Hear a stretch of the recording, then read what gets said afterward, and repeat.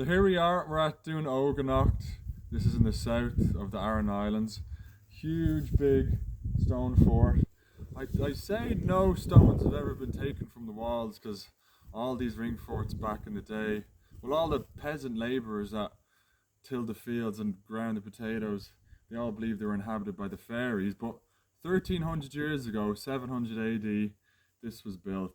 And it's called Eoganacht. So Dún is the fort and Eoganacht is the dynasty. So just like you'd imagine the English royal family, they were a royal Irish family and they had their main residence or their kingdom where they crowned all the kings, that was over in Cashel in Tipperary, so a few counties over. But this was a meeting place, there was an assembly point, so you know, people would say, well, did they defend the Vikings here? Well, they probably could have. There's all these steps here, you'd be good at cleaving someone's head off with the steps. But if you can imagine this place 1300 years ago, and you'd have a big roaring fire in the center, a huge roaring fire in the center, and then you'd have all the attendees of the feast. So the first attendee, he'd be sitting here and there'd be a huge roast pig and he was wheeling it back and forth, getting the juices all great. And then you had the little squire who was running around doing all his little bits and pieces.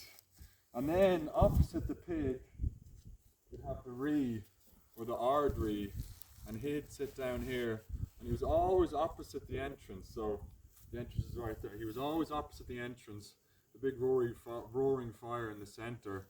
And when they came here, they'd bring all their attendees, they were the big noble clans, so you'd have the filla, the poet, and whenever he came in here, he'd recite the long genealogies of the Eoganacht clan. So, who were the Eoganacht?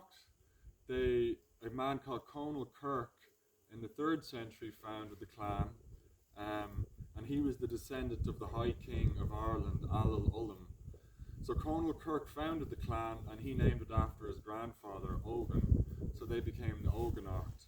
So he had the filla and he'd have his book and he'd be reading out Aidan, son of Creathon, son of Cormac. So he'd be reading out the genealogies and he'd write a little poem. And then you'd have the harper here, and he'd be crouched down, stringing the harp along. And then you had the rackera, and he was the reciter. So the filla would compose the poet in the eulogy, the harper would play the music, and the rackera would recite all the words. And then you can imagine them staring into the fire and hearing stories of Tír na nÓg and the great warriors of the Fianna. And in the harper, by the end of the night, he was only a qualified harper if he could play 3 types of music. One was Gultriga, Gantriga, agus Súntriga. So Súntriga was music to make you sleep, Gantriga was music to make you smile, and Gultriga was music to make you cry. So that's the harper's job. And then you had the ardree in the centre, and around him you'd have his brothers and his cousins and all the other soldiers. So I think it's a good way to imagine the fort, because when you come to the fort you can't see anything, it's just a big open field, but just imagine the fire in the centre, the king opposite it, and all the squires and attendees, and that's the Eoganacht anyhow. So great to come here.